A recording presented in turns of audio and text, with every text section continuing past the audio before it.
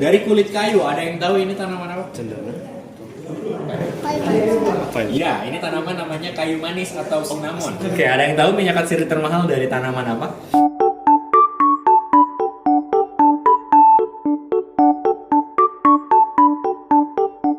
Ada yang pernah masak atau makan rosemary? Ya pernah. Biasanya buat steak, buat daging. Cuman nggak tahu. Untuk teh juga bisa, infused water itu bisa. Biasanya berfungsi untuk melunakkan daging kalau untuk daging. Fungsi yang lain bisa untuk membantu meningkatkan fungsi otak. Karena apanya tuh mas? Kok bisa meningkatkan fungsi otaknya? Lebih ke meningkatkan fokus dan konsentrasi. Jadi ketika menghirup aroma rosemary, misal lagi kerja atau lagi belajar, nanti stimulasi otaknya akan meningkat dan lebih fokus nanti. Oke. Pokoknya juga tenangin. Menenangkan ya. Namanya kemuning. Iya, kemuning. Dia akan keluar bunga. Bunganya kayak gini. Aromanya kayak melati. Bisa buat teh, bisa diminum. Dari bagian bunga yang dipakai, bisa juga dipakai buat parfum. Kalau yang melati tanamannya yang ini. Hampir setiap rumah saya rasa nanam ini ya. Biasanya buat masak. Semua tanaman-tanaman yang di depan ini, yang digantung, ini jenisnya adalah tanaman atsiri. Tanaman ini bisa diolah buat jadi minyak. Namanya minyak atsiri atau essential oil. Ada yang pernah pakai sebelumnya? Ya, saya. Pernah ya. Biasanya kalau pakai essential oil itu kayak kayu putih, minyak telon, atau aromaterapi itu juga termasuk essential oil. Jadi essential oil itu bukan brand tapi jenis minyak. Oke. Nanti kita coba hirup aromanya dari ruangan yang lain.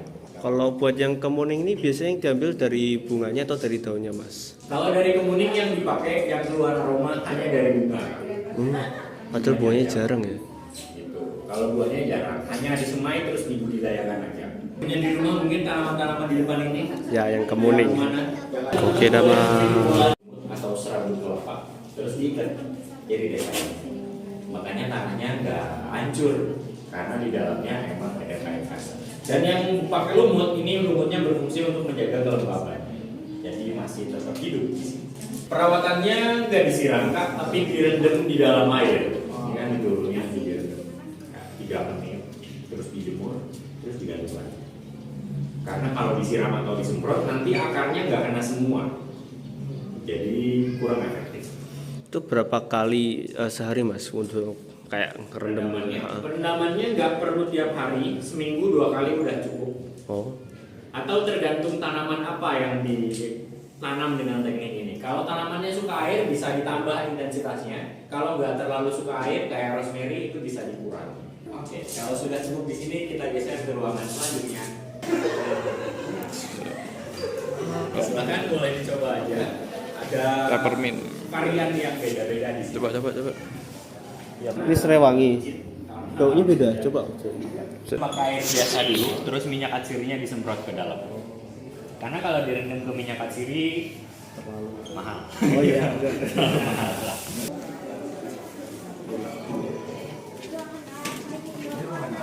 Kita berhenti dulu di sini.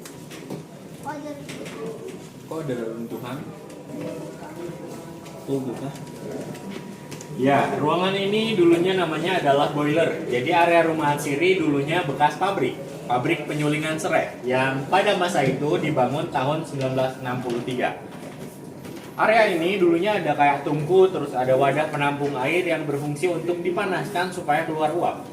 Baru deh uapnya dipakai untuk menyuling atau distilasi.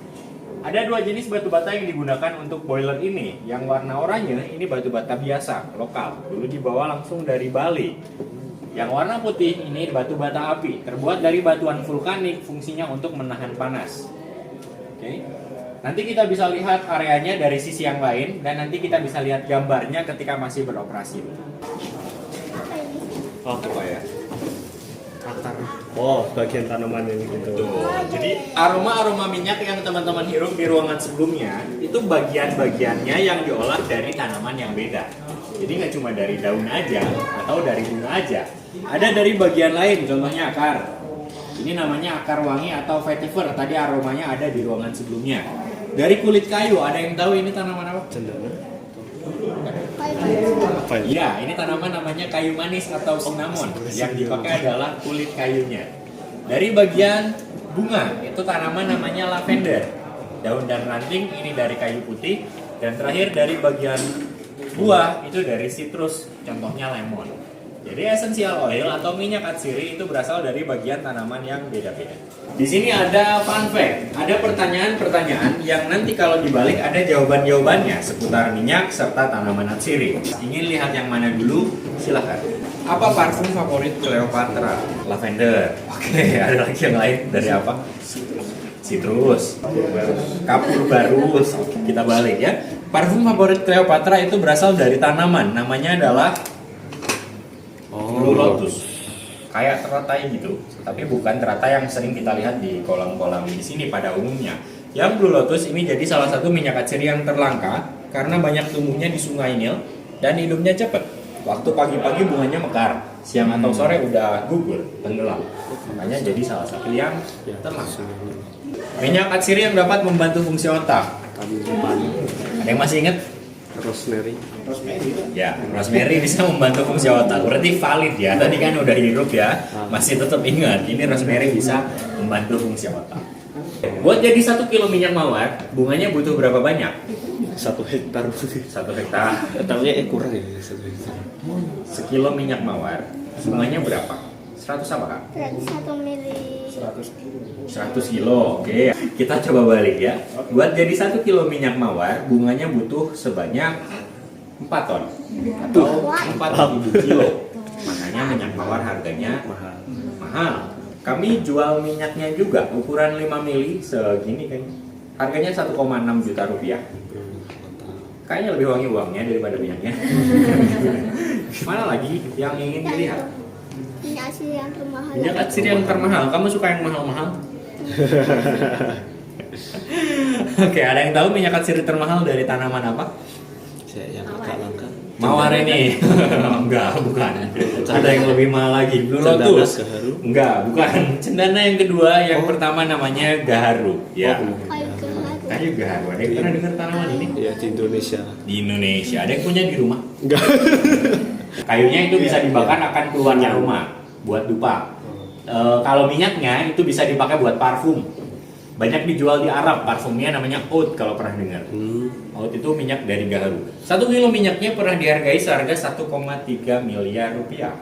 Harganya mahal karena proses panennya lama. Biasanya di rata-rata usia 50 hingga 70 tahun usia tanaman baru bisa diambil. Itu ngambilnya dari resinnya kan mas? Ya, dari cairan kayak getah namanya antibody. Oh ya. Di kayak karet ilustrasinya nanti disayat akan keluar cairan terus diolah jadi minyak. Persebarannya banyak di Pulau Kalimantan, Sulawesi, Papua, dan Indonesia Timur. Tapi selain di pulau itu bisa tumbuh juga di Indonesia. Berapa lama minyak atsiri dapat bertahan? Oke, ini konteks pertanyaannya yang disimpan. Minyak atsiri atau essential oil itu sifatnya mudah menguap. Kalau lagi digunakan kurang dari 1 menit juga udah bisa hilang. Kalau yang disimpan ini bisa bertahan di jangka waktu 2-15 tahun. Tergantung penyimpanannya, yang baik di botol kaca yang berwarna gelap biar tidak teroksidasi. Oh, berarti dia jadi buruk itu karena oksidasinya itu mas? Iya, nanti bisa berubah warna, aromanya juga bisa berubah dan emang nggak bisa digunain lagi nanti. Oke, kita lanjut lagi ke ruangan lain. Oh itu dominan. Boleh. Tempat pembakaran. Iya, itu yang tadi boilernya. Oh. Tanaman atsiri yang udah kita lihat di awal tadi, ternyata dari peradaban di masa lampau udah pernah memanfaatkannya. Yang paling kuno 5.000 tahun sebelum Masehi di peradaban namanya Mesopotamia. Ada yang tahu sekarang dikenal dengan negara apa? Irak. Ya, wilayahnya sekarang menjadi wilayah Irak. Dulu di sana minyak atsiri diolah dan dimanfaatkan jadi sabun. Ini bohongan semua. Sabunnya ini fungsinya buat bersihin luka luar. Kayak sebagai antiseptik gitu. Dibersihin pakai sabun ini, kalau udah bersih dibalut dengan kain. Ini namanya kain linen, kayak kain kasar. Jadi di Irak, Mesopotamia, minyak atsiri diolah dan dimanfaatkan jadi sabun. Dari tanaman namanya cedar wood, dicampur dengan lemak hewan jadi deh kayak gitu. Betul. Kalau yang di awal barusan kan di Irak, dijadiin buat sabun. Kalau yang kedua ini di Mesir, salah satu manfaatnya bisa dipakai buat parfum. Oh parfum. Tapi dulu tuh parfumnya bentuknya padat karena suhunya panas. Makanya pakainya padat biar aromanya lebih tahan lama. Boleh coba oles, digosok, Tuh, lalu Fidel. dihirup. Silakan. Teksturnya gimana Fidel? Kalau mau coba bisa mendekat aja. Coba Mas. Ya. Buat dilap ke baju enggak? Teksturnya kayak Di kulit. anu. Oh. Digosoknya di kulit. Wangi. Ada kayu manisnya. Wangi sabun ini. Wangi sabun. Ya wangi sabun doang. Ini susinum namanya. Di dalamnya dari campuran kayu manis, tanaman mur, dan juga bunga bakung. Orang Mesir kuno dulu pakai parfum ini dengan cara dioles di tubuh. Selain itu menggunakan topi yang ada cerobong di depannya. Parfumnya ditaruh di cerobongnya gitu. Di Mesir kan panas, nanti akan meleleh dan wangi semua tubuhnya. Ya ribet sih maksudnya ya. Karena parfum yang padat kalau semakin panas suhunya akan semakin wangi, lebih tahan lama. Makanya orang-orang Mesir kuno menggunakan parfum yang padat. Selain buat parfum yang padat, minyak atsiri di Mesir juga dipakai buat mumifikasi. Mungkin teman-teman pernah baca atau dengar istilah itu. Sebelum berlangsung, organ dalam manusia itu dikeluarin dulu karena kadar airnya tinggi. Terus dimasukin ke dalam alat ini, namanya canopic jar. Kayak guci, tapi ini miniatur. Gitu. Dikasih tanaman dan minyak atsiri untuk diawetkan. Terus yang jantung dimasukkan lagi ke dalam, karena orang Mesir kuno percaya reinkarnasi. Dilangsungkanlah proses mumifikasi. Jadi jasad dan organ dalam manusia itu terpisah pada proses mumifikasi. Makanya kalau mumi yang masih awet sampai sekarang biasanya tubuhnya kering, kurus, karena emang organ dalamnya udah nggak ada. Jadi di Mesir, manfaat tanaman atsiri buat mumifikasi dan parfum. Nah, ini ada masa peradaban selanjutnya, peradaban Cina. Dikenal dengan istilah namanya TCM atau Traditional Chinese Medicine untuk pengobatan herbal atau sarana kesehatan tubuh. Ini sebelah kanan dan kiri sebagian kecil tanaman atsiri yang udah dikeringkan atau nama lainnya Simplicia. Ada beberapa dari tanaman-tanaman ini bisa dikonsumsi. Oke. Kunyit bisa, insulin, coklat mint. Ada juga dari serai, rosemary itu bisa dimanfaatkan. Penggunaannya secara umum biasanya diseduh kayak tisam, kayak teh. Nah, jadi kalau di Cina itu dimanfaatkan untuk TCM atau sarana kesehatan tubuh. Yuk, Kita geser lagi. India lah. Ya, berikutnya di sebelah sini, betul. Ada peradaban namanya peradaban India. Di India itu ada konsep namanya Ayurveda. Di dalamnya mempelajari perpaduan antara jiwa, raga, dan pikiran. Contohnya meditasi. Orang India dulu suka meditasi atau Ayurveda biasanya pakai tanaman-tanaman yang dibakar. Ilustrasinya kayak dupa. Ditaruh di cawan kayak gini. Dikasih arang. Nanti akan keluar asap, dihirup biar bikin rileks. Kalau sekarang yang modern pakainya diffuser. Yang fungsinya juga sama biar bikin rileks. Yunani kan? Ya, Yunani. ini ada minyak. Teman-teman boleh coba hirup. Ada yang tahu gak aroma apa? Apa ya tadi? Kayaknya Sente. Kayu peppermint. putih, peppermint. Apa lagi? Rosemary kayak rosemary tapi Ya, sebutin aja semua. Oke, teman-teman di sini ada yang suka ngepel. Oh, Nah, pakai apa tuh? dari Bukan Wipol. pinus-pinus. Ya, dari pinus, tapi kayak Wipol namanya. Ya, nggak apa-apa. Keluar brandnya. Ya, dari getah pinus namanya terpentin. Disuling dulu, terus nanti yang cair jadinya essential oil ini terpentin. Yang limbah penyulingannya itu jadi gondorukem, bisa buat pembati. Orang Romawi dan Yunani dulu pakai minyak ini buat mandi. Mau coba Mas? Mandi pakai impor. Kicau kan ya. Dijual keramik. Ya, kenapa dipakai buat mandi itu sebagai antiseptik di tubuh? Ya. Makanya sekarang dijadiin pembersih lantai itu sebagai antiseptik di lantai. Oh. Gitu. Yang dipakai adalah getahnya. Dan dulu orang Romawi Yunani mandinya nggak tiap hari, biasanya kayak 3 minggu. Terus yang terakhir di sini ini peradaban Arab. Tokoh-tokoh ini adalah orang yang hidup pada masa kekhalifahan dinasti Abbasiyah yang dulu memanfaatkan parfum dan bisa kita gunakan sampai sekarang. Jadi parfum-parfum yang kita pakai sekarang itu disempurnakan oleh tokoh-tokoh ini.